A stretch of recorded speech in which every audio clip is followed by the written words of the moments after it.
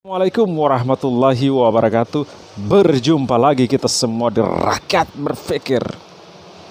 Teman-temanku, di sini kita membahas Pilkada Jakarta, sebagaimana Pak Ridwan Kamil dan juga Pak Suswono atau Paslon 01 telah menyampaikan selamat kepada Pak Pramono Anung dan juga Pak Rano Karno sebagai pemenang Pilkada Jakarta. Itu artinya mereka telah mengakui kekalahan mereka.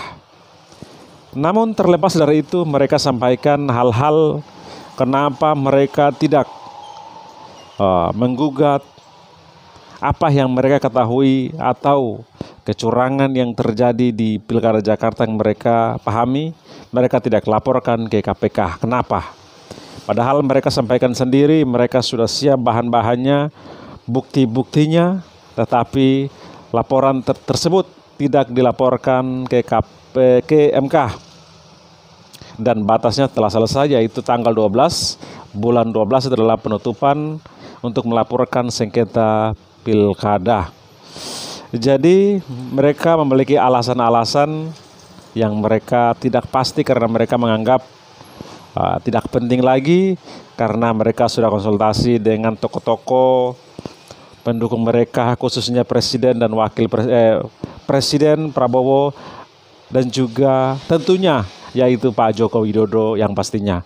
Karena kita ketahui sendiri beliau ini sangat sibuk untuk memenangkan jagoan-jagoan mereka, khususnya di provinsi yang ada di Pulau Jawa. Itu ada 5 provinsi, dan keempat mereka berhasil memenangkan dengan cara yang kalian bisa pikirkan sendiri.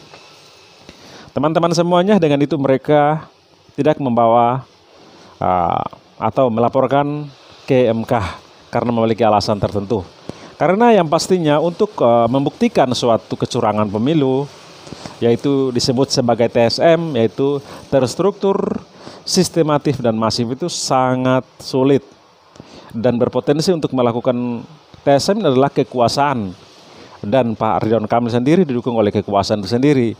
Sehingga bagaimana mungkin mereka melaporkan persoalan ini ke MK, sedangkan yang paling berpotensi melakukan itu adalah mereka sendiri, yaitu terstruktur, sistematis, dan juga masif. Kita harus garis bawahi bahwa setiap pilkada, pileg, pilpres, siapa yang tidak bersih dalam pemilihan tersebut, pasti ada money politik di antara paslon-paslon yang maju. Karena kita ketahui itu sudah menjadi hal yang lumrah dalam pemilihan kita. Di saat orang mengkalah, mereka salahkan yang lain dalam money politik. Di saat mereka menang atau apa, mereka salahkan. Jadi menurut saya kita bangsa ini tidak terlalu dewasa untuk menjalankan demokrasi sendiri, atau tidak siap menjalankan demokrasi sendiri karena kita belum dewasa atau moral kita rusak, boleh dikatakan seperti itu. Jadi kita saling menyalahkan. Di saat menang mereka benarkan, di saat kalah mereka salahkan.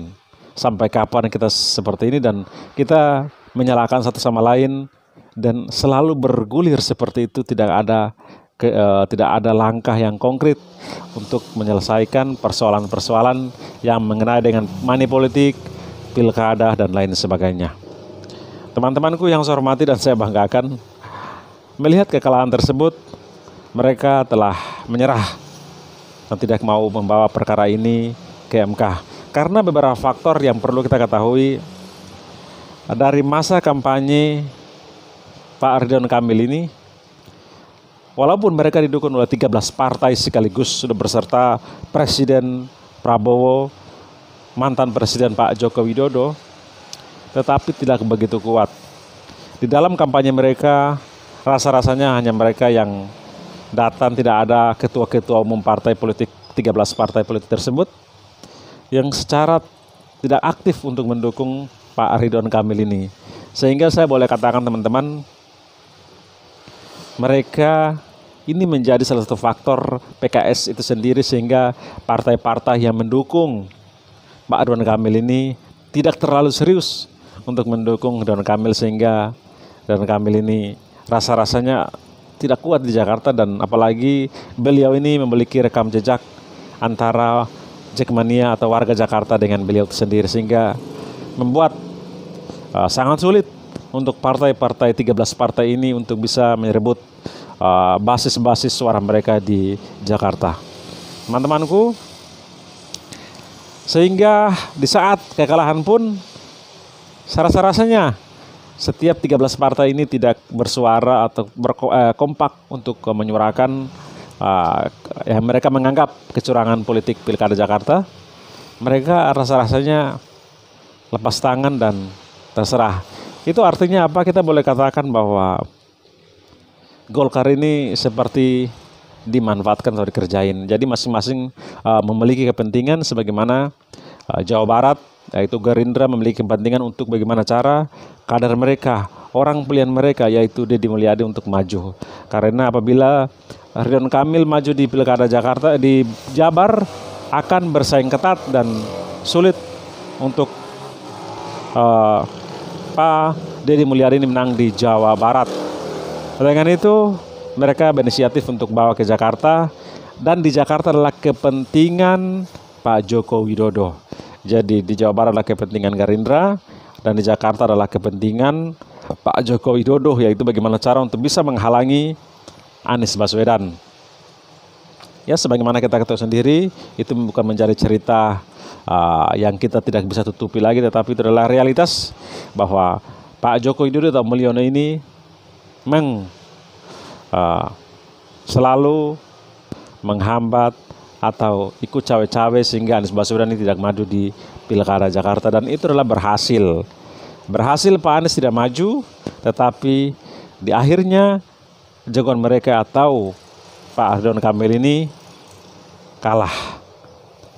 Tetapi di balik itu adalah salah satu kemenangan Pak Joko Widodo, karena Anies Baswedan tidak maju di Pilkada Jakarta.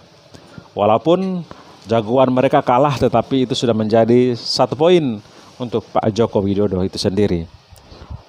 Yang penting Anies Baswedan tidak maju. Karena Anies Baswedan ini, Pak Joko Widodo ini takut dengan Anies Baswedan. Itu adalah realitas, karena mungkin mereka menganggap Anies Baswedan ini menghambat keinginannya untuk anaknya di Pilpres yang akan datang, saudara sekalian. Dengan itu mereka menghambat Anies Baswedan dengan cara apapun, sehingga mempermulus